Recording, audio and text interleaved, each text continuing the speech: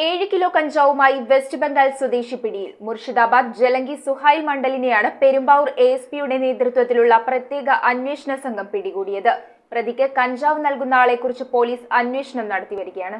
Operation clean പെരുമ്പാവൂരിന്റെ ഭാഗമായി ജില്ലാ police മേധാവി വൈഭവ് സക്സേനയ്ക്ക് ലഭിച്ച രഹസ്യ വിവരത്തെ തുടർന്ന് പെരുമ്പാവൂർ പാറപ്പുറം ഭാഗത്തു നിന്നാണ് പ്രതിയെ പിടികൂടിയത്. മുർഷിദാബാദ് ജലങ്കി സുഹൈൽ മണ്ഡലാണ് അറസ്റ്റിലായത്. പ്രതിയിൽ നിന്നും 7 കിലോ കഞ്ചാവ് പോലീസ് പിടിച്ചെടുത്തു.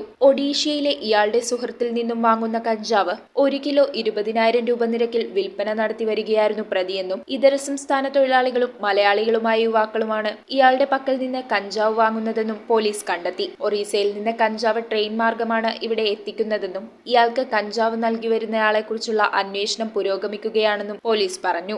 ASP Mohit Rawat, SI Rins M Thomas, ASI PA Abdul Manaf, senior CPOമാരായ P Saleem, Manoj Kumar, TA Afsal, PA Akhil Dev, Benny Isaac എന്നിവരാണ് നേതൃത്വം നൽകിയത്. News bureau, Perumbavoor.